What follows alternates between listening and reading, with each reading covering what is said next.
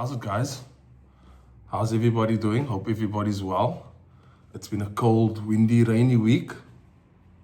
Welcome back to another episode on our channel. Today's episode is going to be slightly different.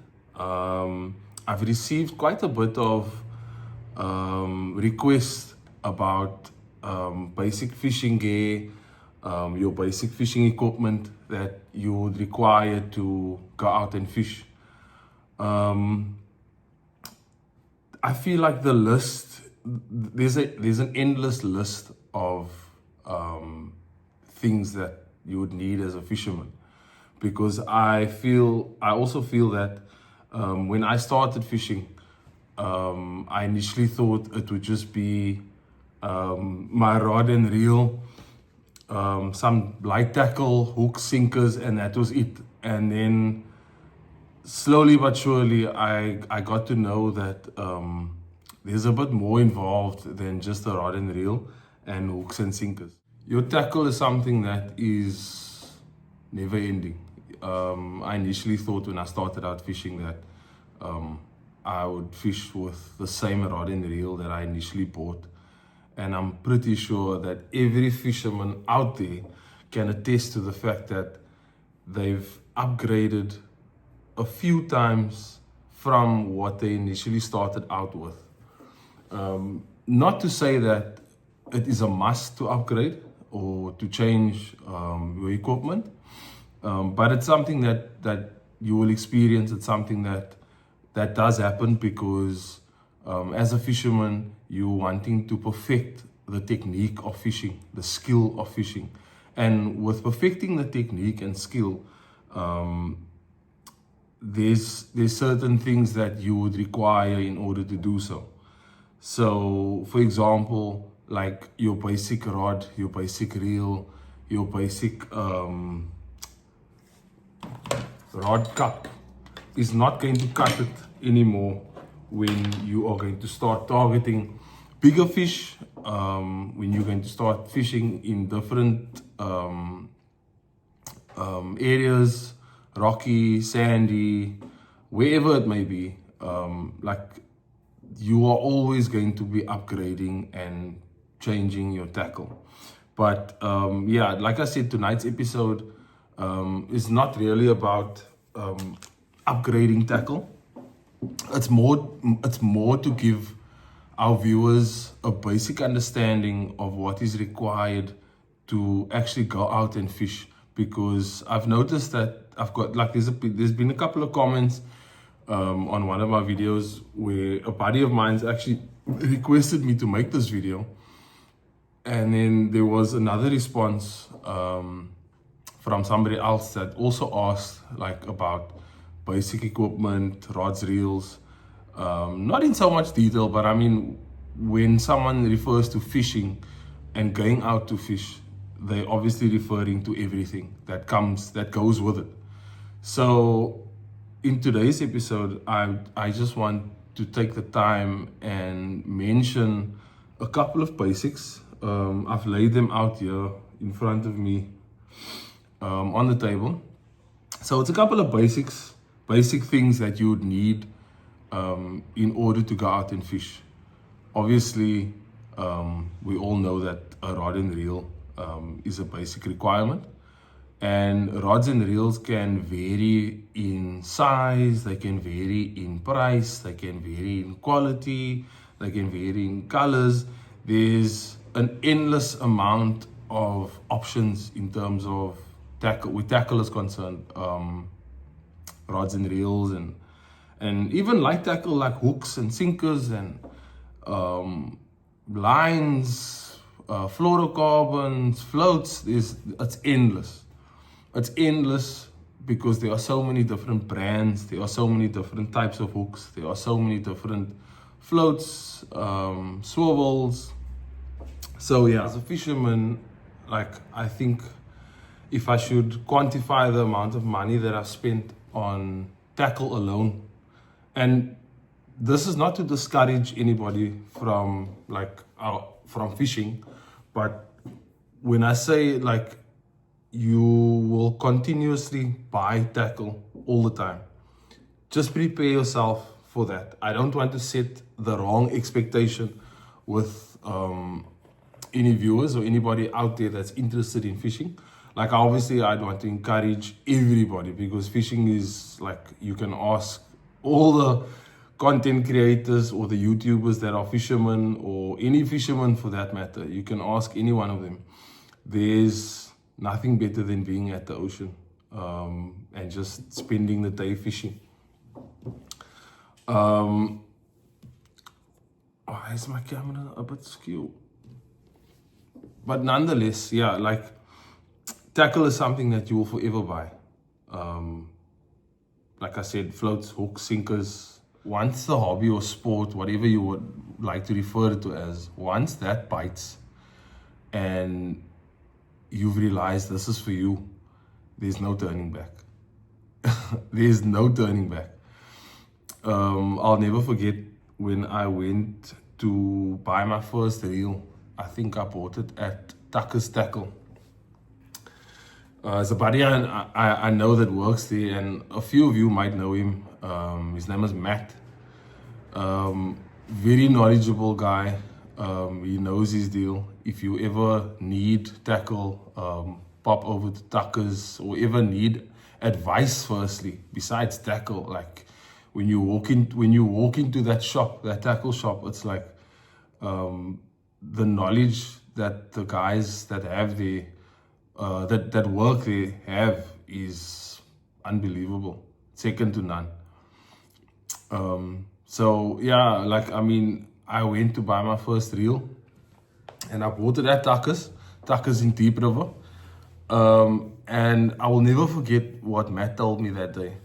He mentioned, like, he said to me, like, this is going to be your first reel, but it's not going to be your last.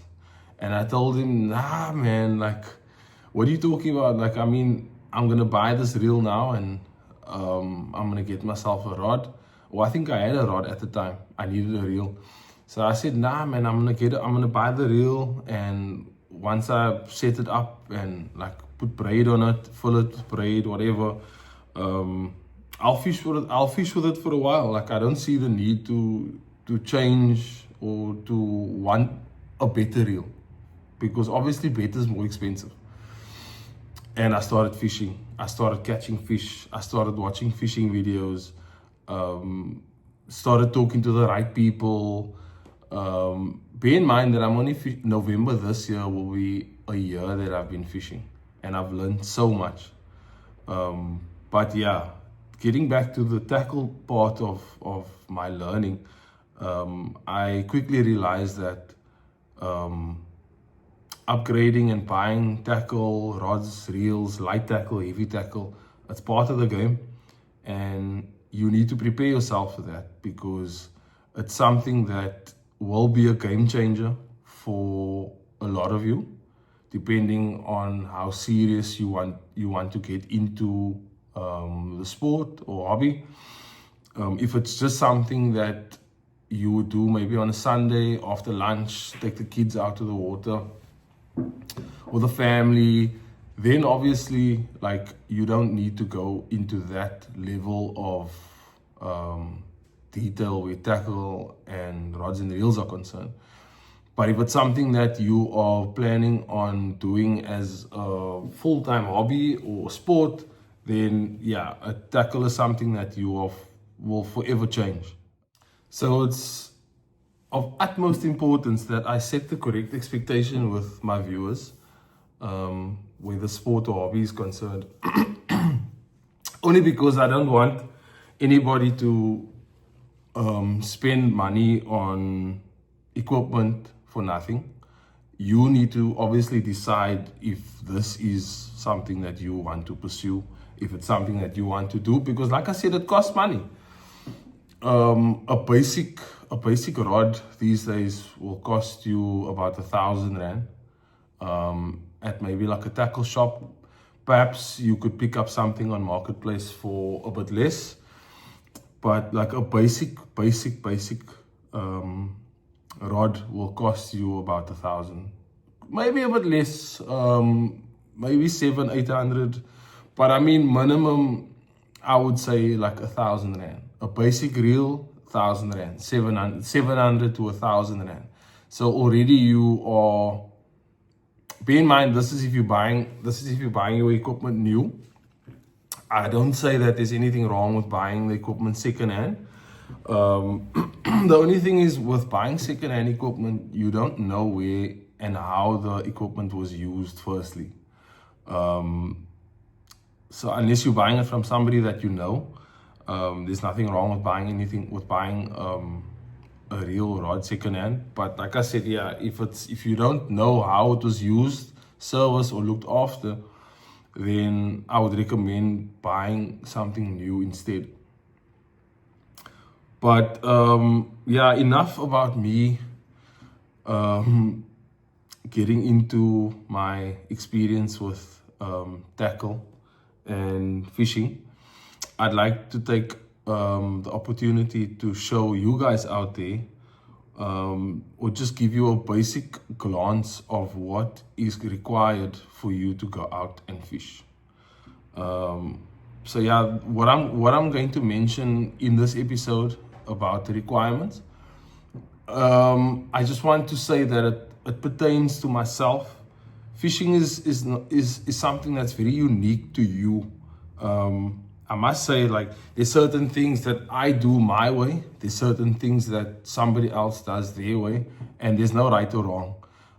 Yeah, there's like a standard basic way of how something should be done, but if I do it slightly how it suits me, that doesn't mean it's wrong. It just means that it works for me. And what I'm about to show everybody tonight, it's just, these are things that worked for myself when I started fishing. So it's just something, a way of me sharing that with you. Maybe it can help you guys out there, give you an idea of what you'd need to start fishing. But yeah, I don't want anybody attacking me in the comments saying, nah, but you need this, and you need that, and you must this, and you must that. Obviously, like I said, what is on the table here is basic equipment that I required to actually go out and fish. And I did actually catch a fish on the first, not the first outing, the second outing. I went out to Broken Road and I caught a sand shark, a guitar shark, as we know it. But yeah, enough of me blabbing. Let me get into some equipment and I'll give you guys an idea of what you need. So firstly, this is a rod. As you can see, it's a 3-piece grinder rod. When I say grinder rod, I'm referring to the reel type. The reel type is a coffee grinder. Remember, where rods and reels are concerned, you get 2 types of rods and you get 2 types of reels. I'm pretty sure there are more that pertain to boat fishing and other more advanced types of fishing. But what we are referring to today is rock and surf. And where rock and surf is concerned, you get a grinder type rod and you get a coffee grinder type reel. This is my recommendation for anybody that is starting out fishing, because this reel pairs up with the rod. Not this specific reel and rod, but the type of reel and rod that you're going to be using. So like I said, this is a coffee grinder type reel, rod, excuse me, and this is a coffee grinder type reel. The other type reel you would find is what we call a multiplier. That reel is your normal conventional, what they used to call it back in the day, or still till this day, is a pen reel. It looks very cylinder-like with the mechanism on the side, but it's a lot more advanced to use. I won't recommend it for a beginner, but then again, I wish I had a pen reel to show you, but I'll leave a photo of a reel somewhere here. And you guys can see what a multiplier reel looks like. But yeah, so moving along, like obviously the first thing you'd need is a rod. This is a 3-piece rod from Okuma. It's called the Okuma Euphoria. It is a 14.6 14 6-foot rod. Let me just turn the rod around. Oops. It is a 14-6. This refers to the length of the rod, and this refers to the weight, the sinker weight that you can throw. So it's a 3 to 5 ounce sinker weight, meaning that you can throw between a 3 ounce or 5 ounce sinker. It's a 3-piece rod. I won't say that this is a recommendation for a beginner, as this is slightly over the budgeted amount that I mentioned in the beginning of this video. I think these rods retail for about $2.9, if I'm not mistaken. Could be a bit more. Between $2.9 and $3.2, $3.3 new. When trying to pick out a grinder rod, you would want to look out for something like this. This is called a bionic finger. You will immediately notice that it's a grinder rod if it has this little contraption on here. This is used when casting. So obviously your reel goes in here and your line runs through the eyes of your rod. And then before you cast, you'll see that I've done it on my last video when we went out to Muizenberg.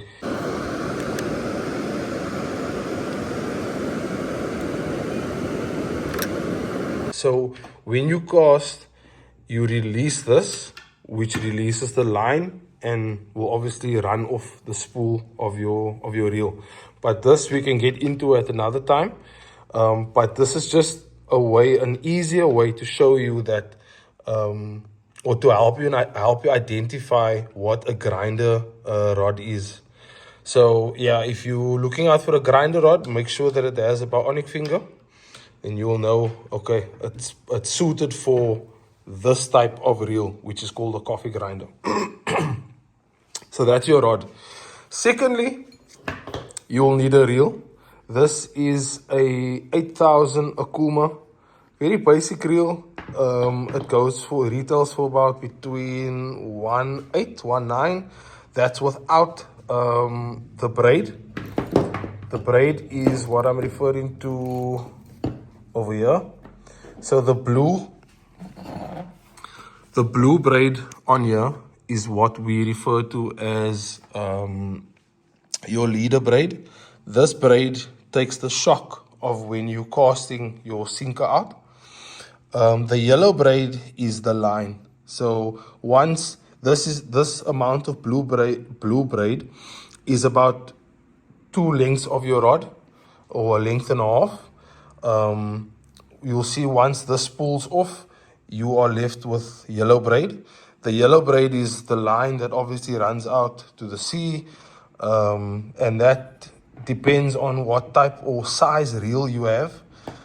This braid on here is 40 pound. It's perfect for a 8000 size reel. But I don't want to get too much into the technical specifications of the reel and the braid. If you are wanting to get into that, when you do go out and buy a rod or reel, the guys at the tackle shops, they are very willing to explain what braid can be paired up with what reel. But yeah, so this is the reel. It's a coffee grinder type reel. It's perfectly suited for the type of rod. And like I said, this specific reel retails for about between 1,000. This is 8,000, so I think it's between 1,800 and 1,900 new. The 8,000 that I'm referring to on the reel is the reel size. So you get smaller versions of the reel, which is measured in a 4,000, 6,000.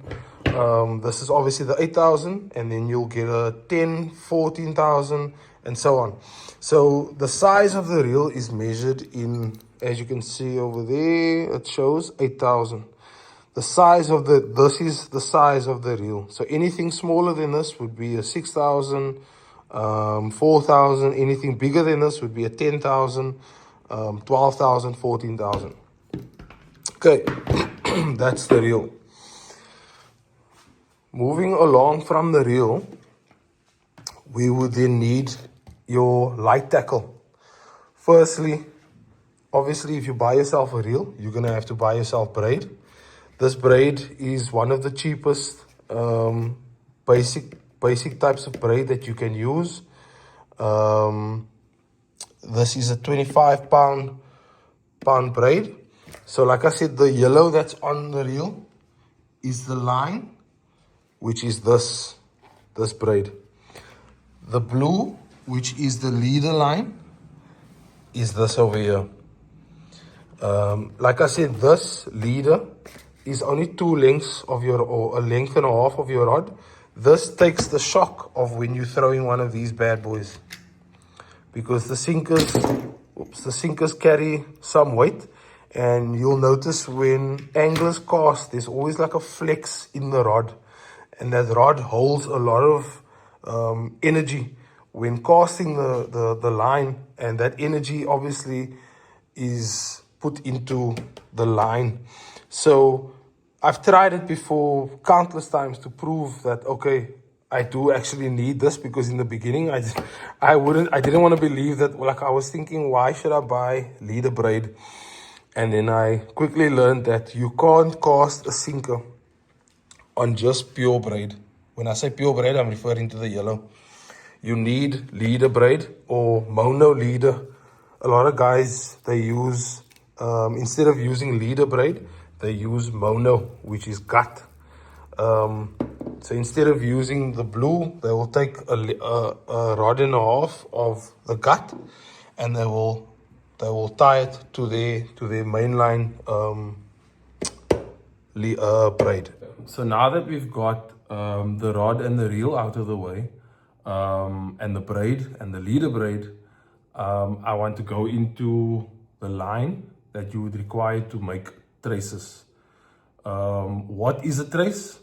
A trace is something that you would tie to your hook and float. Here's just an example of a trace, where you'd have your hook and your knot. You can see it snarled over there. You have your float. This obviously gives your bait buoyancy in the water, and your line. And your line is always tied to either a 3-way swivel or a 1-way power swivel. So yeah, you would need gut then that you would need to use to make up your traces. Like I said, this is a trace.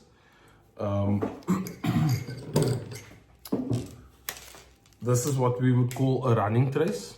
Your sinker, your line. Yeah, so the gut would be used for, like a lot of people don't know that we refer to gut as mono. You'll see once you start fishing, anglers refer to gut as monocarbon,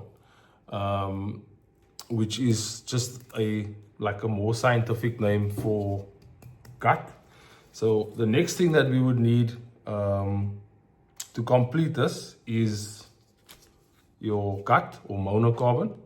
And this is what you would use to make up the traces, like I mentioned previously. I just want to give you guys a closer view of this.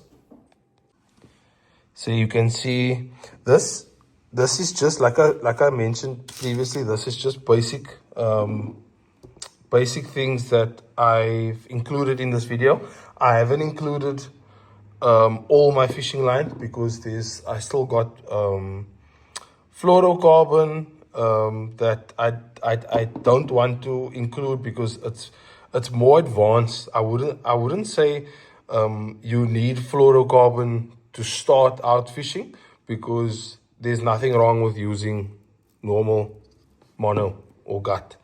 So here you can see the diameter of the gut and the breaking strain, or the amount of weight that the line can hold. And obviously this would depend on what fish you are targeting. If you are targeting like smaller fish, like your galjoens or your steenbras, you wouldn't really be wanting to use something this heavy and this thick. You would probably want to use something that is a bit thinner in diameter. As you can see, this is another brand of mono, and here I just use this as an example to show that this is a different diameter. This is 0.50, 15 kilos, and it's 100 meters of line. Okay, so we've gone through rod, we've gone through reel, we've gone through what goes on the reel, we've gone through what is needed to make up basic traces. Next is your tackle box. Your tackle box and goodies that is needed for making up of traces. This can vary from fisherman to fisherman because, like I said in the beginning, there's a lot of brands, there's a lot of styles, there's a lot of different hooks, there's a lot of different floats, there's a lot of different styles, dangles.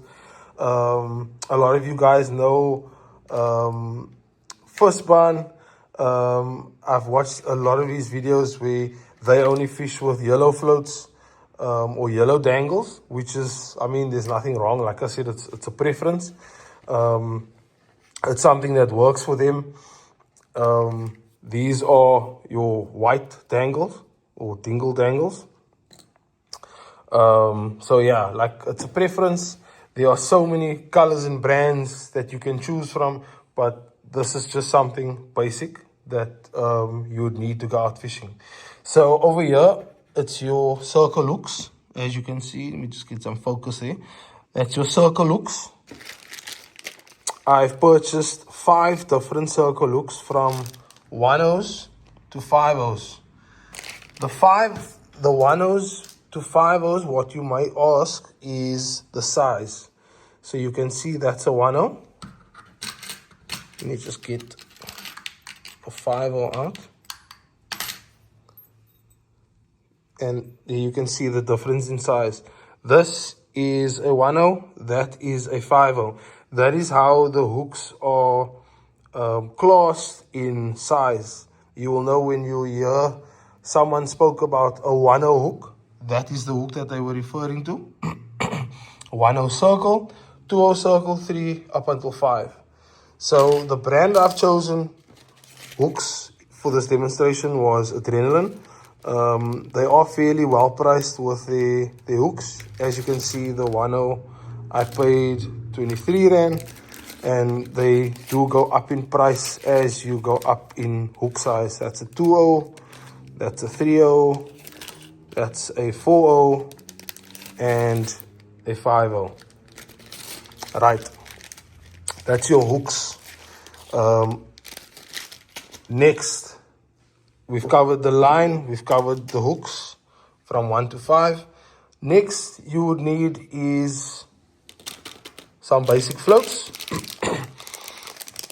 Remember, your floats you would use only for buoyancy. If you want to lift your bait, we're not going to get into too much detail with the technicalities of floats and the amount of buoyancy that they give and which floats gives the most buoyancy. This is bigger floats, so obviously if you're using a bigger float, you're wanting more buoyancy in the water, or you're wanting the float to lift your bait a bit more. This is smaller floats, and these are what we call tablet floats. Floats also vary in size, but yeah, different floats, different fish.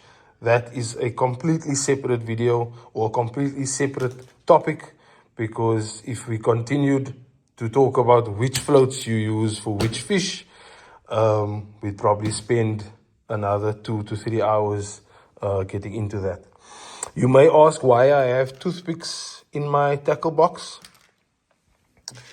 When you attaching a float to a line, how you prevent this float from moving is by adding, let me just get some focus, adding a toothpick in the float and then just cutting it off with your scissors.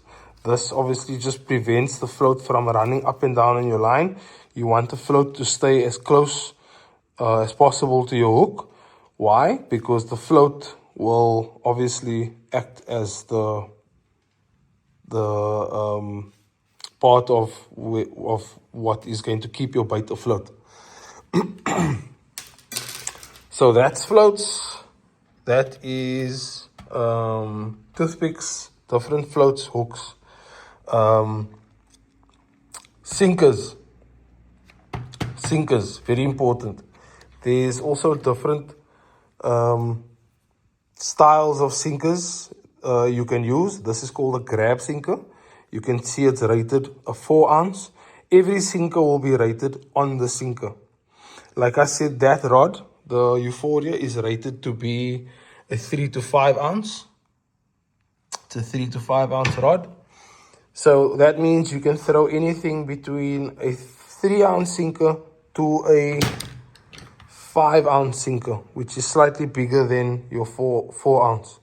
You may ask why the sinker has little wire arms on it. This is for when you're fishing at the beach, surf fishing, sandy fishing. When you cast your line into the water, what happens is this little arms is buried in the sand, and it prevents your bait and your line from running. Like, for example, if you were to cast over here and you don't use a normal, now a normal sinker is something that looks exactly like this but without the wire.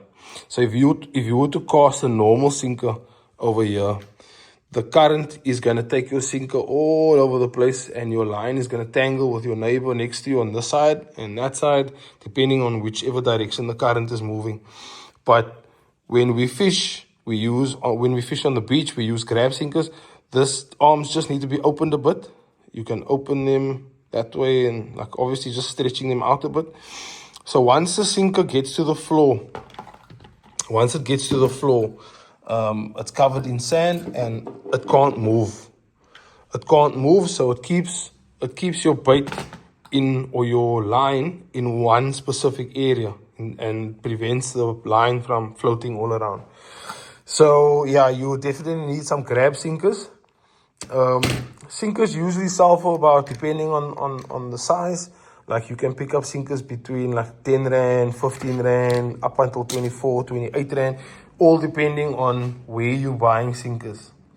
So yeah, grab sinkers is recommended for when you're fishing at the beach.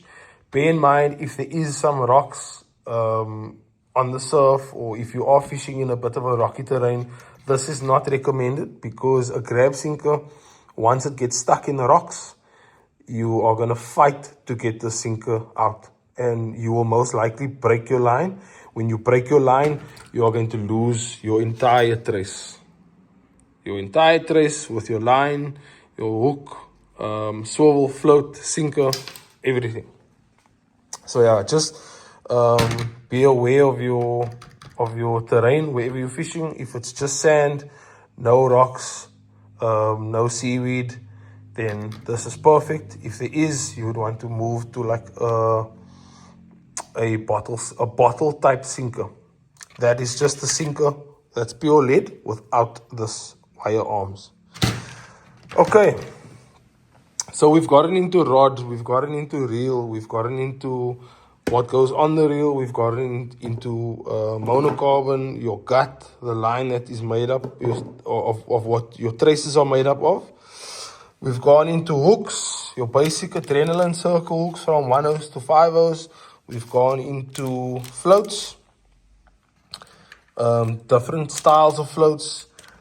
This is like, I never really went into much detail with this. This is what they call a dingle dangle. You would take a hook and push the hook. Let me just try and do that quickly. So yeah, this is a dingle dangle for those that didn't know, and this is how it's paired up with the hook. So the hook goes through the heat shrink, is the little blue thing over here, and when you do bait up, whatever bait of choice you are using, that bait goes along this. So if you're using a piece of choka, usually the guys will wrap the choka around here, and then they will cut two little feelers, which will be also cottoned onto this thing. You can add pieces of sardine, whatever bait of choice you want to use at the time. But it also depends on what fish you are trying to target. These dangles are good for targeting cob. A cob has a huge mouth, so if a cob is to pick up your bait, it's going to take this whole thing. It's going to take this whole thing, and the circle hook will grab him in the corner of the mouth. So yeah, that's dangles, floats. You would also need to get yourself a packet of beads if you're using a running trace. These are crucial for running traces or limited slide traces. If you are using a three-way trace or a fixed trace, which is what you would use these little guys for. Let me just see if I can get one out. There you go. As you can see, this is a three-way swivel. So this is when you are fishing a fixed trace where you can see the top loop is where your main line goes from your reel and your rod. The little loop on the right is either for your hook line or your sinker line, or the bottom one can be used for your hook or sinker.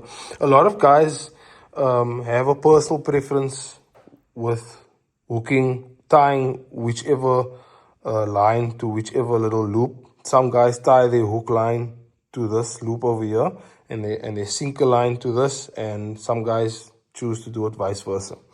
So you would need a packet of swivels. These cost around $70. I think you can get them cheaper, but this is the ones that I like to use. They're quite strong. So these are the three-way swivels. For your one-way swivels, power swivels, same brand, slightly cheaper. This is used for when you are fishing with running traces or limited slide traces. Moving on from swivels, you would need some cotton. Cotton is just used to tie down your bait, obviously, to your hook. This is a very thin cotton. A lot of the guys call it ghost cotton because you can't really see it once you tie it down to your bait. But yeah, cotton preference varies from angler to angler. If you like a thick cotton, that's perfectly fine. If you like something that's a lot thinner like this, that's also fine. We've gone through quite a bit of tackle, from rods and reels to light tackle, hooks, lines, floats, swivels. Lastly, what you'd need if you are going to be fishing or wanting to get into fishing is a knife, something that's nice and sharp. Please be careful when using these knives. This is something I also bought at the tackle shop. Usually when the guys start fishing, they just grab a knife from your mother's or wife's kitchen. I won't recommend doing that because yeah, your wife or mother might just use the knife on you. I'm just joking. But yeah, get yourself a nice knife, something that's nice and sharp, something that's nice and rigid, not something that's very flexible, because yeah, you don't want the knife flexing when you're trying to cut through a piece of choka or sardine. You would need a bait scissors or fishing scissors, whatever you want to call it. This is used for when you're cutting your line, braid. If you're trying to finesse your bait, I've used the scissors literally for anything from bait, choka, lines, braid, whatever. A little choka squid mallet. This is used for when you are tenderizing your bait. This is mainly used for tenderizing squid, choka. You will see that the anglers, they use this to release flavor from squid or choka. squid, choka, or oki, which is octopus. When using the mallet on the choka, it does release a lot of oils and flavor on the bait. And obviously, once that bait hits the water, it attracts fish because of scent and smell. So this is also something that's very important to have in your tackle box. Lastly, or not lastly, but like second last, is a nice rod cup. This obviously goes around your waist like this when you are holding your fishing rod and reeling in. A lot of guys don't use this. I find that I like using one. This is the one that I started out with. I don't use this anymore. You can see it's very, very basic. I think I paid about $60 for this. The newer ones come with a thicker padding of foam, which is nice because then it doesn't really hurt you in that area. But yeah, you can pick one up like this for about $60-70, depending on where you're buying it. This is a must, or alternatively, you are going to use your stomach or your belly, which is not really comfortable or ideal for especially when you're on with a big fish, because obviously the fish is putting a lot of tension on the rod, which is directly put onto your rod holder or cup, whatever you want to call it. Or if you're not using one, then you will obviously feel it in the belly section while holding the rod.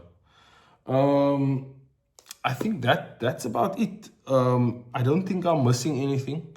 With the things that are currently on this desk table, I could go out and I could fish comfortably. We've got everything that we need. Obviously, you would want to get yourself a little tackle box. It doesn't have to be the most expensive one.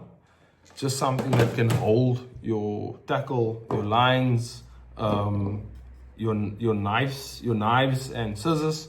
You don't want this laying around. So just something that where you can store your knives, scissors, hammers, whatever. You would also want to get you something like this. This is nice for when you want to organize your floats and cotton, sinkers, whatever, hooks, especially hooks. It's not really functional when you have hooks, too many different size hooks all in the same compartment, because when fishing, sometimes you want to try and save time and effort, and you just want to, pull out the hook that you want and not have to search through a handful of hooks to find the one that you need. Lastly, I almost forgot about this. Lastly, you would want to get yourself a rod holder. The worst thing you can do when you go fish, especially at the beach, you would obviously only use this. Well, not obviously only, but most of the times these holders are used on the beach because you're able to stick them in the sand. And what they do is they stand like this in the sand with your rod in here and obviously facing upward. So the worst thing you can do as a fisherman is to forget. I've done this multiple times, but only because of rushing, where I forgot my rod holders at home. And it does happen. I mean, when you start out fishing and stuff, you forget the rod holders at home, and you get to the beach and you realize I don't have one of this, and I'm most likely gonna have to stand with my rod in my hand and wait for a fish to bite. That's the worst thing ever. So yeah, get you a good rod holder. This you can pick up at the tackle shop. Some of the guys sell them on Marketplace, and yeah, they could be cheaper, but also it's preference wherever you want to buy them. The quality of steel used, that's entirely up to you. Yeah. So yeah, guys, I think I've covered most of the basic important things that is required for fishing. Like I said earlier, I could use everything that is on this table. And I mean, you can see we've got the reel, we've got the rod, we've got the lines, we've got some light tackle, we've got the scissors, the equipment, the knives, the hooks. We've got everything. The only thing that we're missing is bait. If we had some choka, sardine, or whatever bait you want to use to target whichever fish, you can use that. But literally the only thing that we are missing is bait. So yeah, guys, I hope this video was informative. I hope there was a lot that you could take from it. Like I said, this is not cast in stone. This is just something that I've put together for myself that made fishing easy for me, because sometimes people are too scared to ask. Sometimes when you're at the beach fishing, you don't really want to bother your neighbor. And like, it's very intimidating, I must admit, when you do start out, because you don't want to ask. People are afraid to ask because they are afraid that they might look stupid. But the one thing that I can tell you about anglers is that they are the most friendly people out there. I speak for myself and a lot of anglers that I know, they are always willing to share knowledge. You go into any tackle shop, you could probably spend about an hour talking to the guys that work there. Not because they're trying to sell you the most expensive reel or rod, just if you're asking questions, they're going to give you answers. But yeah, I think that's it from me tonight. Like I said, I hope you guys found this video interesting. I hope you guys found it informative. Feel free to mention anything I missed or might have missed. Obviously, like I said, there's a lot of other things that I could have neglected to mention, but this is the pure basics of what is needed to go out and fish. Yeah, hope you guys liked the video. Let me know what you guys thought of it in the comment section. Please don't forget to like and subscribe. I just want to again say a big thank you to the followers and subscribers that have currently subscribed to our channel and are commenting and engaging in our videos. I do really appreciate it. But yeah, I think for now, that's it from me. I hope you guys have a wonderful evening further and a little week. I'll catch you guys on the beach. Cheers.